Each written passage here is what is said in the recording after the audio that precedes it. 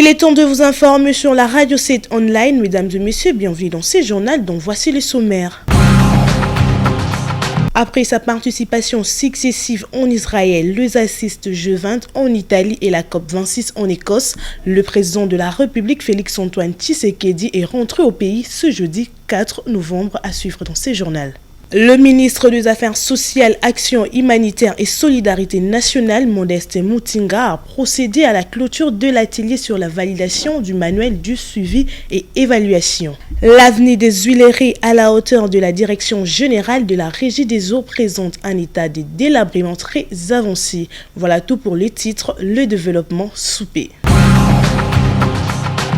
Après sa participation successive en Israël, les assises de G20 en Italie et de la COP26 en Écosse, le président de la République Félix Tshisekedi est rentré dans son pays le jeudi 6 novembre. La population et plusieurs personnalités du pays étaient tous mobilisés pour le recevoir. Lambert Mende, député national, donne ses impressions.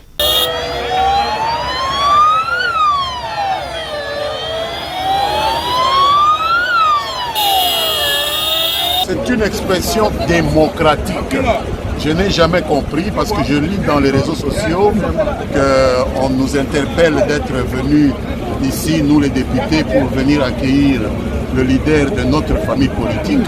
Mais je me demande à qui nous devions demander la permission de venir un jour off à l'Assemblée nationale où il n'y a pas de plénière pour exercer une activité politique qui est une activité théoriquement privée. Je pouvais aller à ma ferme, je pouvais aller à la bibliothèque.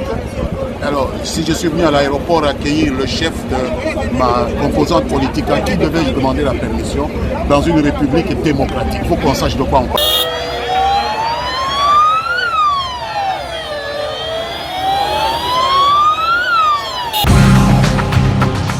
À l'Assemblée nationale, la situation de la défense et sécurité était au menu des échanges entre les élus congolais de deux chambres et le parlementaire belge, de pistes de réchauffement du partenariat RDC-Belgique et l'historique de partenariat qui existait entre des États était aussi amorcé.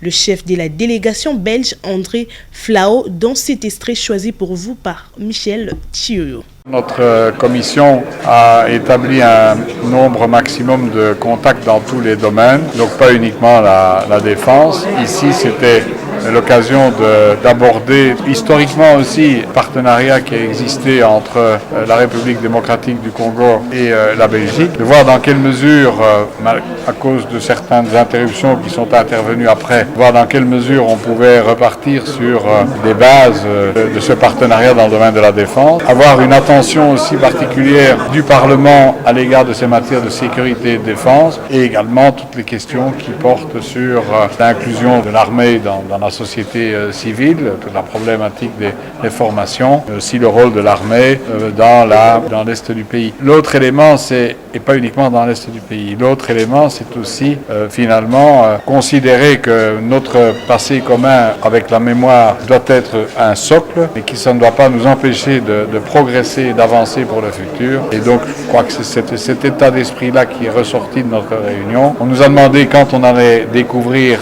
d'autres endroits que Kinshasa pour aller à l'Est, mais ça, on mettra ça à l'ordre du jour et nous aurons l'occasion de nous revoir prochainement sans doute. Vous n'aurez pas une prise de position de la délégation parce que les problèmes internes, ils doivent être résolus par les autorités d'un pays. On ne peut pas à la fois dire qu'on ne veut pas faire du néocolonialisme ou du paternalisme et en même temps dire vous devez faire ceci, vous devez faire cela. Il faut respecter les autorités du pays et elles prennent les décisions qui s'imposent et le Parlement soutient ou ne soutient pas. Nous avons appris que le Parlement avait fait une série de recommandations pour le gouvernement. C'est un problème de la République démocratique du Congo.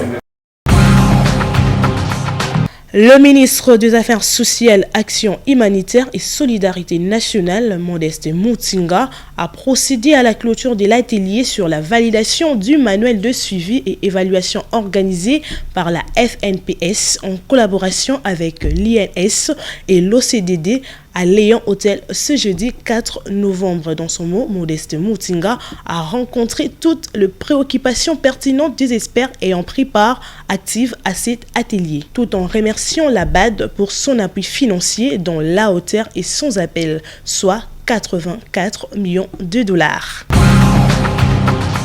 L'avenue des Huileries à la hauteur de la direction générale de la Régie des eaux présente un état de délabrement très avancé.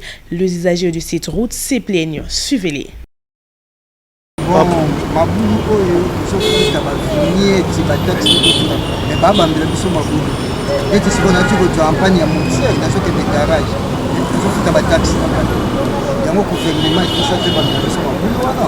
naebake bakonza mboka ngo oyo eza pembeni ya centre ville soki bango mona bajipe na bango bakotaka obe bakota te toyebi bulu wana ale na omoke bazele koma monene mpo babimisa devia makasi balia leta lisusu aya baarrange yango ebota embouteillage so uti no wile okomi esika wana embouteillage ebotama makasi vraimen esala pasi ezoboma mituka puiske so okiti na loyenga wana okopanza mpe grand quartier so kiti na loyenge okopetise amortisseur so kiti mpe na loyenge ezobumba biso baparashoke ya nsima ezokata yango fo barange tozosomba bataxe na biso nyonso bombongo na biso tozosombela bataxe yango ezokenda wapi eya mpo na banzela pineti na botoezokuka na baroutine makambo ebele likulu ezala ya moke balingaka kosala te ti ekomi ya monene komoderange biso fort tala neti bambouteage tala boyambouteage koya mbouteage kozonga mbouteage koto kosala ndeni babiloko nyonso baotinda tosomba bavignette bamikanda mais siko réaction moko baosala na bango te siko eza bambongo na bango akotya na bapoche to ndeni.